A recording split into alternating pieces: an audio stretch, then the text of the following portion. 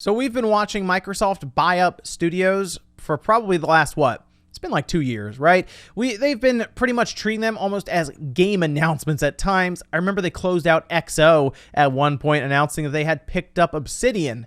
And that was their big reveal, not a game, but a studio that they had acquired. Now Microsoft has had to do this because they went through really the Xbox 360 and then into the Xbox One generation without a ton of first-party studios. They were mostly having other studios that they did not own make games for them, and it started to catch up because we saw Sony really shine with their first-party studios, specifically towards the end of the PlayStation 3 and then definitely in the PlayStation 4 generation.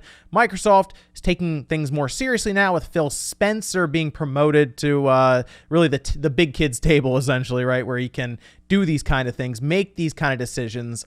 But looking at what's going on right now, it is a little surprising because it seems that Microsoft could be making a move that would be one of their biggest acquisitions to date, even going back to when they picked up Mojang and Minecraft. That deal cost them about $2.5 billion, as has been reported.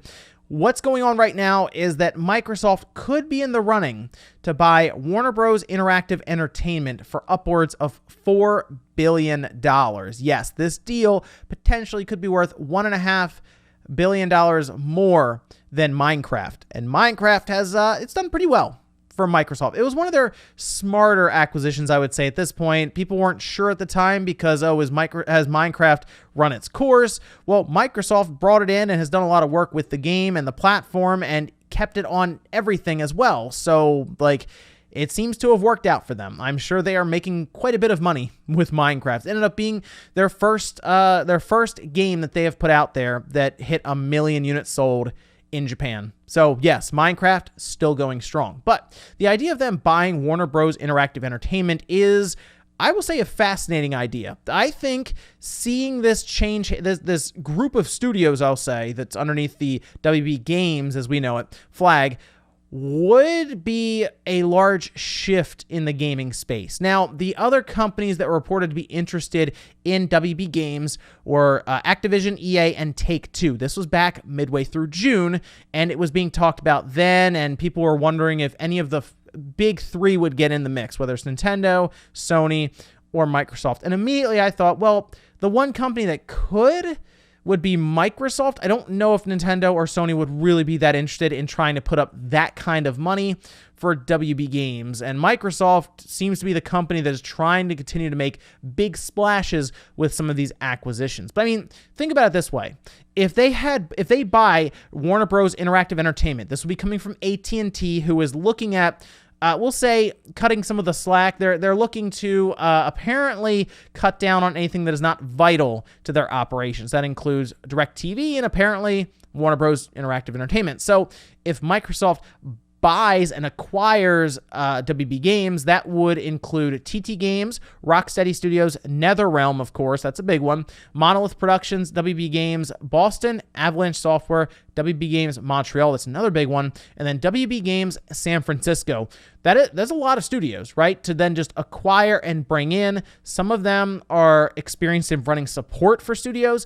Others, like Rocksteady, for example, NetherRealm, you could even get WB Games Montreal in there, can just take the lead on a game and produce a high-quality product for you straight up. Now, I question the $4 billion for one reason. I don't know if this deal would be that worthwhile if you don't have any of the IPs attached to it. Now, look, Microsoft buying WB Games would not then give them Batman. They wouldn't just be like, oh, we just own Batman now. That's not how it would work. But there are certainly some licensing agreements already in contract form, I'm sure, because there are Batman games that are currently in development and should be revealed pretty soon that would be coming out on next generation hardware, we assume next year. That includes this Batman game that's going to deal with the Court of Owls that I believe WB Montreal is working on.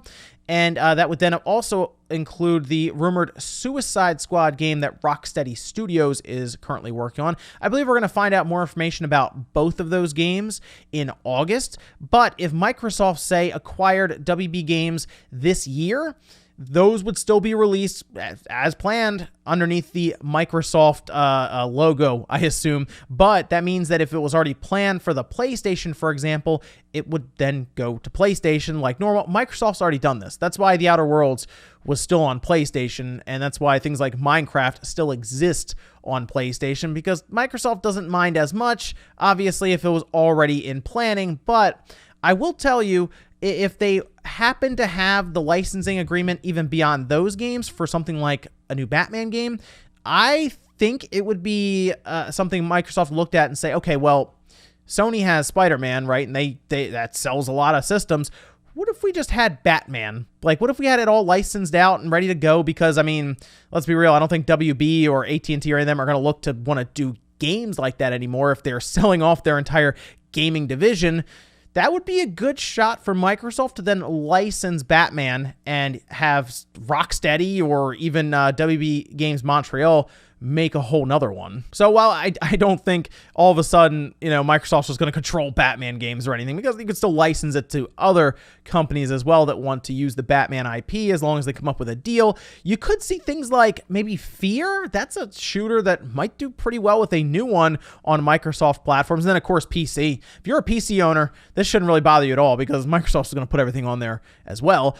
Injustice, that's something that would be interesting because they'd have to license a lot of the DC properties, but that could also continue under Microsoft. And then, of course, the Lego series, that would probably continue.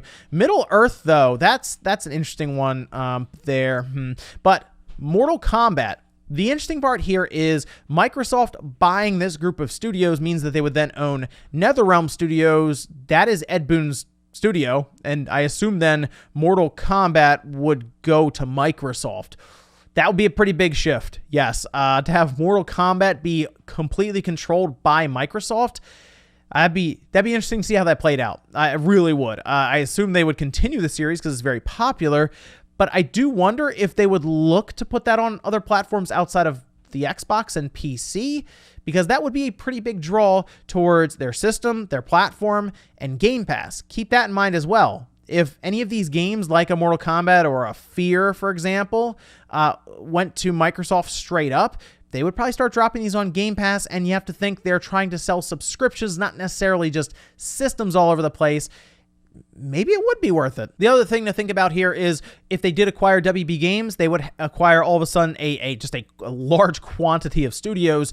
And while they probably wouldn't have an exact project for each one, just individually say, hey, go make this game, they could use some of those studios to help out with support for some of their larger games that they just need more developers to create, whether it's something like a Fable, right? Something there, or maybe they need them to help run support for this big new Perfect Dark game they're making, or another Halo or another Gears or any of that, right?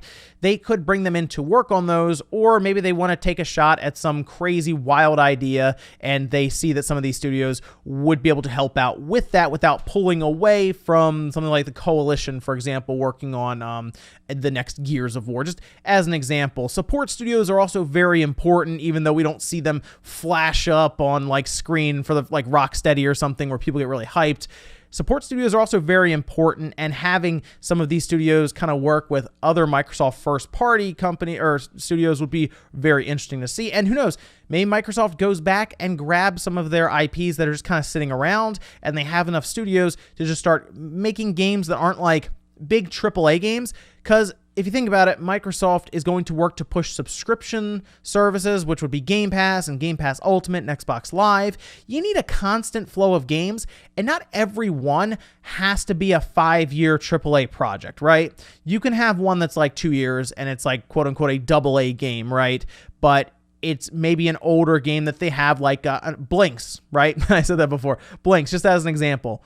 Okay, sure. I mean, it's just another game to throw on Game Pass, or yes, sell, but get people interested in some of the other types of games that you can create, and picking up WB Games might not be the worst idea if you have that in mind. Now, I said Activision, EA, and Take-Two make the most sense, to be honest, because they are third-party companies, and they will put these games that they have these studios create everywhere. And of course, I'm sure they would work to do licensing for Batman as an example, or anything with Injustice with DC, any of that. They would get the licensing done, and they would just bring those games underneath of their umbrella with Activision, EA, or Take-Two. And I know people get concerned about the microtransactions and all of that with them, but they definitely have the money because of that to make these moves, and I wouldn't be shocked if it ended up being one of those companies instead of Microsoft. They have the most to gain in terms of just overall consumers, because they can sell to they could make a game for the Switch or the Switch successor or something,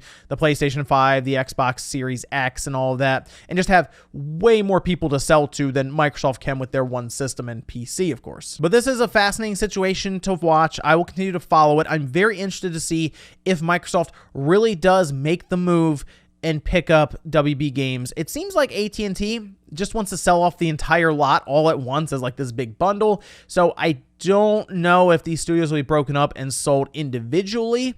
Like maybe Microsoft comes in and makes a bid for NetherRealm, right? That could happen. Or maybe they make a bid for Rocksteady. Although I think NetherRealm would be the one to really make a bid for, because it seems that Mortal Kombat would come with them. So, you know, not a bad idea there to just take one studio, grab them. But let me know what you guys think about this down below. Make sure you like the video on the way out if you enjoyed it. Dislike it if not. And I'll see you next time.